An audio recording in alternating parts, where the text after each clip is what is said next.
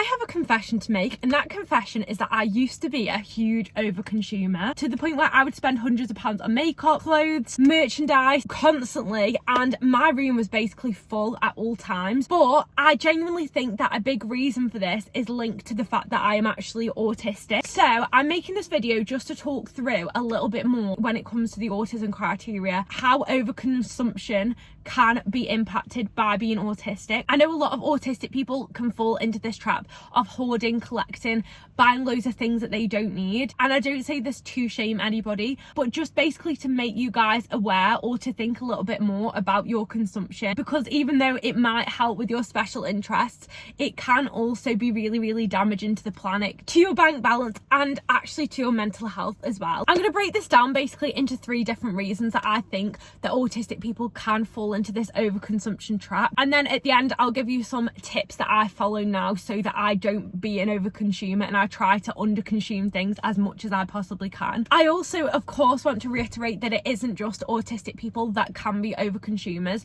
Of course the general population can be really guilty of this as well. I mean, look at all this overconsumption TikTok, the amount of people that are overconsuming or basically creating these unrealistic expectations of how life should look or how much stuff you should be buying on a weekly or daily basis. However, as an autistic content creator, I feel like it is kind of my responsibility to talk about this as well, as somebody who has struggled with this over the years. And if you don't know who I am, my name is Ellie and I was diagnosed as autistic at the age of 25, which is almost 2 years ago now, and all of my content is basically designed to help those of you that are considering that you could be autistic, are late diagnosed like me, or maybe early diagnosed and are just learning more about your autistic traits now as you do get older. So if you haven't subscribed already, then make sure you do, but let's get into this video. So the first big reason that I think a lot of autistic people can fall into the overconsumption trap is because of special interests. Now, if you don't know what special interests are, a special interest is basically any interest that an autistic person has that is intense in focus or duration. Basically any interest that you need to help you to regulate yourself.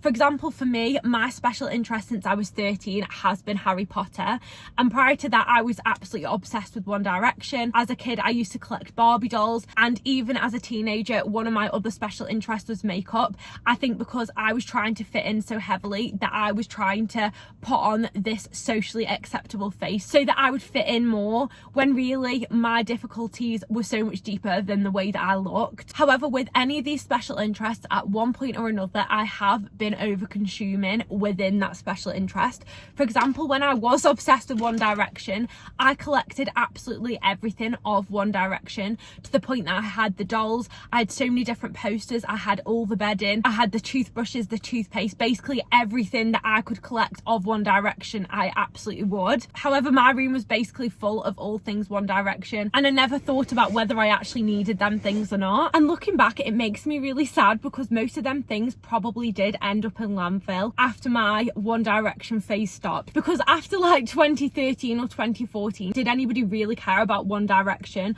or actually want to go home with the dolls? Probably not. And I know that times have changed. I know that I was a teenager, I was a lot younger, but honestly it makes me cringe so much now that I think about it, because I realise that them dolls and everything are probably just sat there somewhere just gathering dust or rotting on the top of some landfill heap. And the other special interest that also made me a huge overconsumer was when I was also obsessed with makeup. We're talking 2016 era with Jaclyn Hill, Kylie's lip kit, even Zoella and her makeup collections.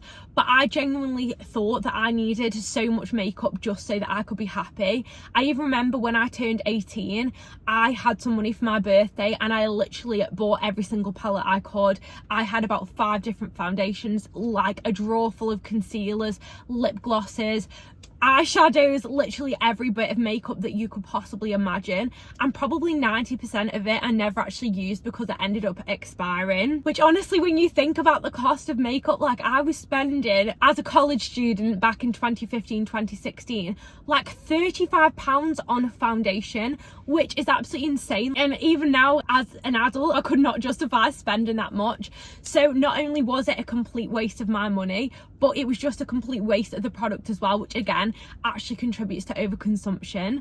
Which brings me nicely on to the next reason that I think that we can overconsume. I know I touched a little bit on Zoella and on her makeup collections, but I genuinely thought thought that it was normal to own as much makeup as she did, not even considering the fact that she probably got like a ridiculous amount of PR, or the fact that she was a millionaire, which meant that she could afford to buy as much as she wanted. But honestly, I feel like this is such a toxic perspective and puts so much pressure onto people to feel as if they have to own a crazy amount of things, especially when you have got a big audience and a large amount of money to spend it on. It creates these unrealistic expectations of what people can actually afford and what is actually achievable to the average person, especially when you are an impressionable teenager who just wants to fit in. And I've never heard anybody else actually talk about this, but I think this is a big reason now that 10 years on from them kind of creators like Zoella, that Shan XO, Kylie Jenner talking about all of their huge collections, now 10 years on, all the people watching them videos have grown up themselves,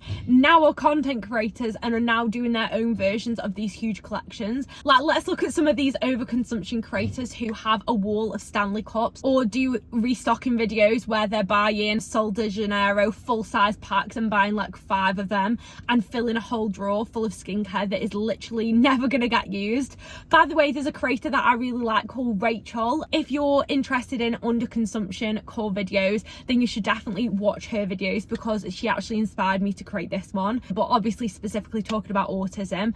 But back to what I was saying, when it comes to these over-consumer creators, they also grew up in the age of huge collections and things like that. So now it has actually become normalized to do that kind of content. It's literally been aspirational for them to be making that, which means that they are the next generation creating this overconsumption content. And now the people that are watching it who are probably younger, are more impressionable, in another 10 years we're probably going to see them then doing overconsumption core content, unless I suppose enough people talk about it and actually give backlash on it, because it genuinely is not realistic for the average person to spend that much money. And again, back to the whole autism thing, because I am autistic, I feel like I have always been really impressionable, and obviously for autistic people we can struggle with literal thinking or struggling to see the nuance in situations. For example, the nuance of the fact that these creators have millions of pounds and are making more money off the fact that they are creating content to do with how much stuff they've got, even though a lot of that stuff they already got for free. And I've always been considered like really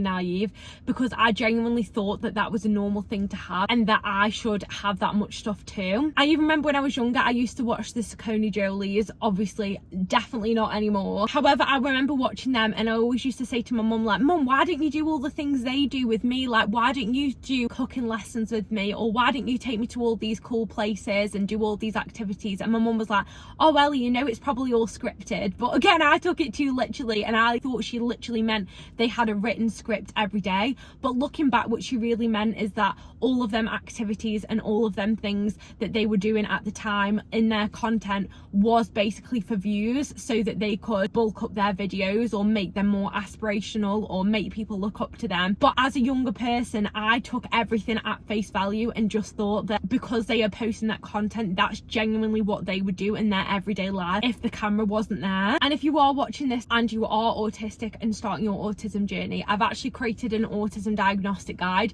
which hopefully will help any of you on your autism journey to understand your autistic traits.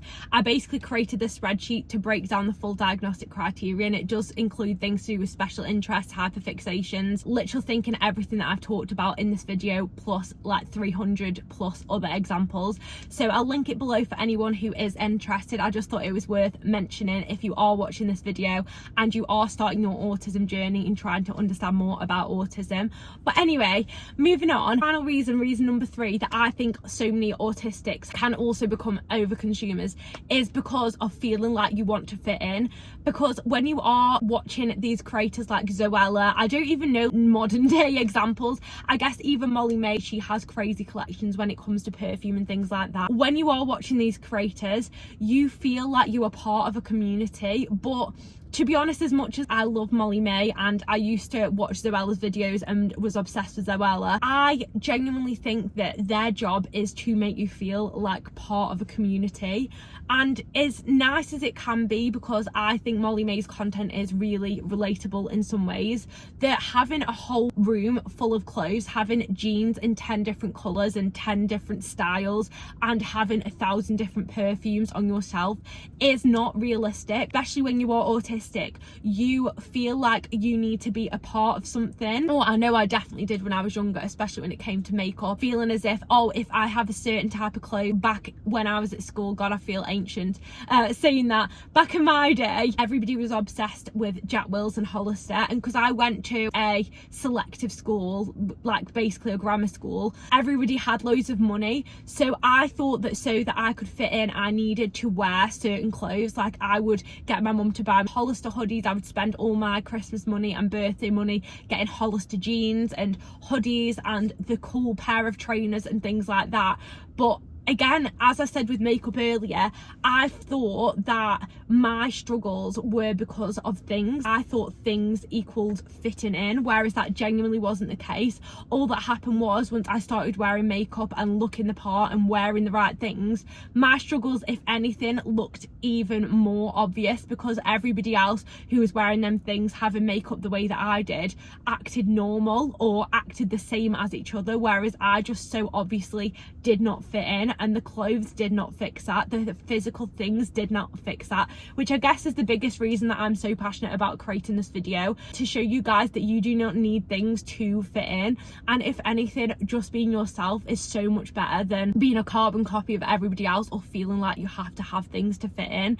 And I guess it's the next generation of that happening now. Like even Molly May with Maybe, why do you need £100 t-shirt or £200 coat or blazer just because it has Maybe written on it, just so that you feel like you fit in or you're a part of something? Or buying the newest Stanley Cup or Sol de Janeiro or Labubus or whatever it is. We are just feeding more and more into consumerism, which at the end of the day doesn't even make you happy. I remember getting myself even so much into debt because during COVID I was obsessed with Mrs. Hinch, who by the way is also autistic. You might know if you watch Mrs. Hinch, she is also autistic, and one of her special interests definitely is cleaning.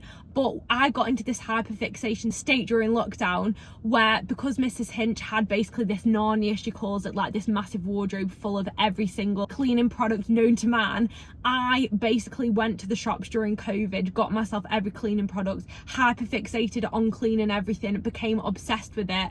However, a few weeks ago I found this massive box of cleaning stuff that expired, and again I just ended up chucking it out. So I think it's just key to remember that you do not need them things to actually fit in. And is it really important to fit in anyway? Like, yes, to a certain extent we all want to kind of blend into society so we can get jobs, so we can actually be functioning. However, when it actually comes to consumerism, I don't think that that is the answer to people's problems, especially when you're autistic as well. The most important thing that you can do for your needs as an autistic person is to actually unmask and to put the needs of yourself above the needs of other people. And I do think that that includes being an under consumer or consuming a healthy amount of items, because for me consuming things was also a part of my autistic masking, because I used that as a way to feel like I belonged and to have these like visual cues and signs like I do fit in because I'm wearing Hollister or I'm wearing that certain makeup brand or something like that,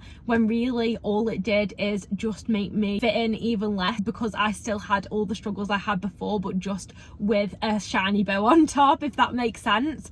And if you have struggled with this as well, then let me know. But finally, I just want to talk about a few ways that I try to be an under consumer or consume a healthy amount of things. And I'm going to just show you my makeup bag. So my partner bought me this makeup bag literally like 6 years ago now, and all of my makeup in there, like this bag is literally disgusting. I have makeup brushes in here from like 10 years ago, and when it comes to any of my makeup now, I only ever buy one product. So I have to say to myself, I am using this product. I know people do Project Pan, but I feel like this should be normalized. All of my makeup looks like this. Like I will literally use it until it is all gone. The same with like every part of my makeup.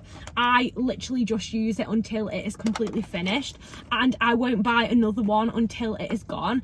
And I don't want to call it Project Pan because I don't feel like it should be this huge thing or this huge achievement to do that, but basically I say to myself, if I buy a foundation and I don't like it, I still have to use it until it's finished, and that basically encourages me to buy better rather than buying things for the sake of it, or being like, oh, we'll just buy this foundation, we'll buy another one next month if we don't like it. And it reduces so much waste, and also means that my makeup doesn't expire before it's used anyway, and I'm actually saving money for that. I also try to wait at least a month if there's something that I really want before I buy it, and the majority of the time if I wait a month before I buy it, I'm probably not going to like it anyway. And linking to kind of hyperfixations as well, which aren't the same as special interests but can also come hand in hand with being autistic, or especially if you've got ADHD as well, which I think that I have. When it comes to that as well, if you have a hyperfixation, one month you might become obsessed with cooking, then the next month it might be yoga, and then the next month it could be knitting. But if every single month you are basically buying them things, once you have that hyperfixation, it's not going to be long before you've spent loads of money, maybe got yourself into debt, and you're basically filling up your space with all these things that a month down the line you're never going to use again. So I think if I wait a month before I actually buy something, I will be much more likely to not overconsume. And then finally as well, I try to budget too. So me and my partner will run through a budget at the start of every month. So for example, if we do really need some new clothes, or I need some new makeup if I've completely run out, at the start of the month we'll agree that we're going to spend money on that. And then the next month, if I have had something for a while that I've really wanted to buy and that I really need, we will put that onto the next month's budget once I've actually processed it and thought about it and made sure that that has been the right decision. And then I guess just generally looking after our things as well. That's one of the reasons I wore this like really like dodgy hoodie, by the way. It's got loads of bobbles on it. I've literally had this hoodie for years, but it's super comfy. It meets my needs as an autistic. I love the colour as well. We even have like a debobbler, which I'm going to get onto it. So it's more about, I guess, looking after the things that you have and changing your mindset on whether you actually need things in order to be happy. But yeah, I know this is a bit of a random video for me. It's a little bit different to the kind of content that I usually post, but if you found this helpful or you'd like me to do similar videos, let me know, and make sure that you subscribe as well if you did enjoy this video. But other than that, guys, I will see you next week for another video. Bye.